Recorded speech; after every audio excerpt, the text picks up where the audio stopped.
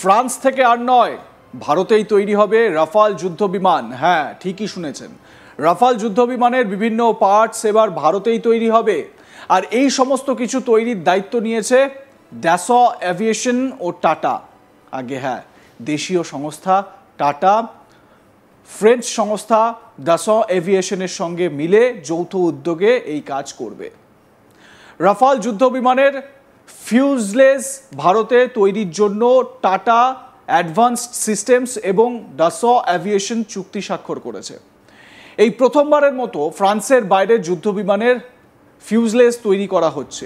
দুই সংস্থার পক্ষ থেকে একটি চিঠিতে লেখা হয়েছে, এই অংশীদারিত্বের আওতায় টাটা অ্যাডভান্সড সিস্টেমস রাফালের মূল কাঠামোগত অংশ তৈরির জন্য হায়দরাবাদে একটি অত্যাধুনিক উৎপাদন কেন্দ্র তৈরি করবে।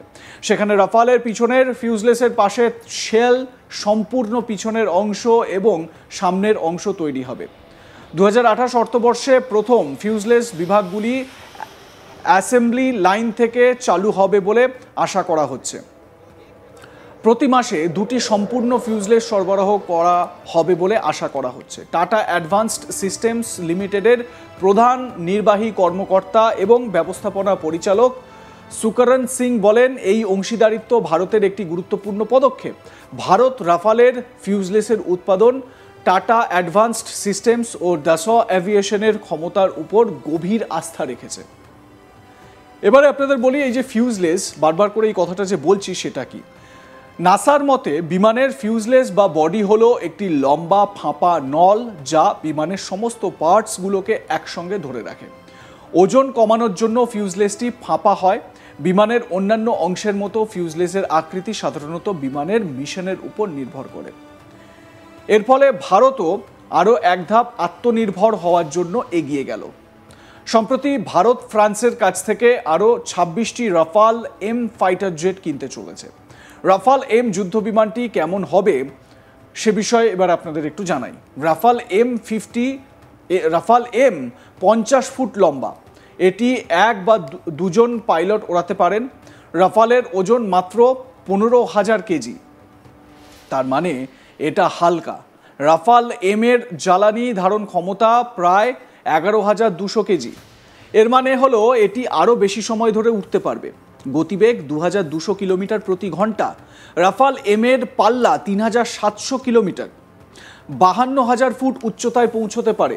রাফাল এম একটি 30 মিলিমিটার অটো ক্যানন বন্দুক দিয়ে সজ্জিত। এছাড়াও 14টি হার্ড পয়েন্ট আছে। এটিতে 3 ধরনের এয়ার টু এয়ার মিসাইল, 7 ধরনের এয়ার টু সারফেস মিসাইল, একটি পারমাণবিক মিসাইল অথবা এগুলির সংমিশ্রণ লাগানো যেতে পারে। এর AESA র্যাডার টার্গেট শনাক্তকরণ এবং ট্র্যাকিংয়ের জন্য চমৎকার কাজ করে। এতে স্পেকট্রা ইলেকট্রনিক ওয়ারফেয়ার সিস্টেম রয়েছে। এই বিমানে আকাশেই জ্বালানি ভরে নেওয়া যাবে।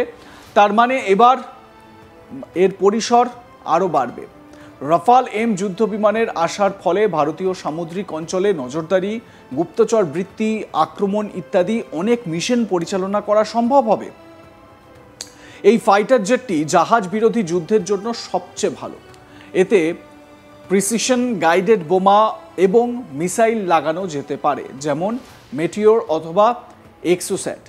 এই চুক্তির মাধ্যমে ভারতের বিমান ও নৌবাহিনীর যুদ্ধ ক্ষমতা অনেকটাই বাড়বে বলে মনে করা হচ্ছে। এর আগেও ফ্রান্স থেকে রাফাল ফাইটার জেট কিনেছে ভারত, তবে এবারের 26টি রাফাল এম হলো মেরিটাইম ভার্সন, অর্থাৎ এটি যুদ্ধজাহাজ থেকেই উঠতে ও নামতে সক্ষম। এর ফলে সমুদ্র পথে ভারতের প্রতিরক্ষা আরও শক্তিশালী হবে। দুই দেশের মধ্যে এই চুক্তি ভারত ফ্রান্স দ্বিপাক্ষিক সম্পর্ককে আরও মজবুত করবে বলে মত বিশ্লেষকদের। প্রতিরক্ষা সচিব এবং ফরাসি রাষ্ট্রদূতের উপস্থিতিতে এই চুক্তি আনুষ্ঠানিকভাবে ঘোষণা করা হবে। ভারতীয় নৌবাহিনীর জন্য এই যুদ্ধ বিমানগুলি কেনা নিয়ে দীর্ঘদিন ধরেই আলোচনা চলছিল।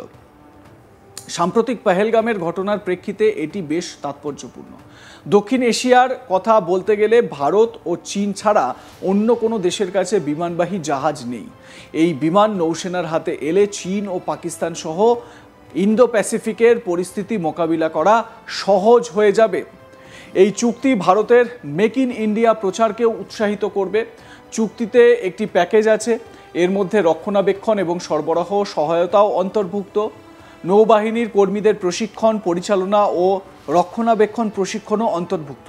অর্থাৎ এটাকে কিভাবে প্রশিক্ষণ দিতে হবে, কিভাবে রক্ষণাবেক্ষণ করতে হবে সেই সংক্রান্ত চুক্তি। মানে ফ্রেঞ্চ এক্সপার্ট যারা, ফরাসি নৌবাহিনীর এক্সপার্ট যারা, প্রতিরক্ষা বাহিনীর এক্সপার্ট যারা, তারা সেটিও করবে। মানে ভারতীয় নৌবাহিনীর যারা অফিসাররা রয়েছেন তাদেরকেও এ বিষয়ে তাদেরকে সাহায্য করা হবে, প্রশিক্ষণ দেওয়া হবে। দাসো এভিয়েশনের সঙ্গে টাটার যে চুক্তি, সেই চুক্তিতে এই বিষয়টা একেবারে স্পষ্টত উল্লেখ রয়েছে।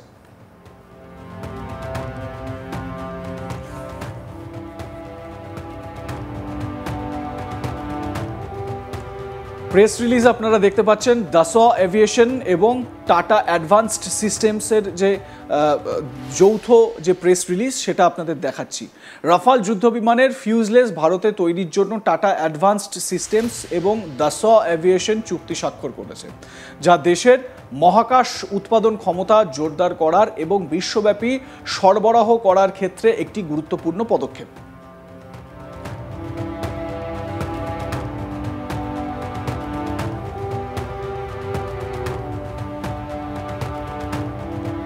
আরও কি লেখা রয়েছে এই প্রেস রিলিজে? বলা হচ্ছে এই অংশীদারিত্বের আওতায় টাটা অ্যাডভান্সড সিস্টেমস রাফালের মূল কাঠামোগত অংশ তৈরির জন্য হায়দ্রাবাদে একটি অত্যাধুনিক উৎপাদন কেন্দ্র তৈরি করবে। সেখানে রাফালের পিছনের ফিউজলেসের পাশের শেল, সম্পূর্ণ পিছনের অংশ এবং সামনের অংশ তৈরি হবে। 2028 অর্থবর্ষে প্রথম ফিউজলেস বিভাগগুলি অ্যাসেম্বলি লাইন থেকে চালু হবে বলে আশা করা হচ্ছে। প্রতি মাসে 2টি সম্পূর্ণ ফিউজলেস সরবরাহ করবে বলে আশা করা যাচ্ছে।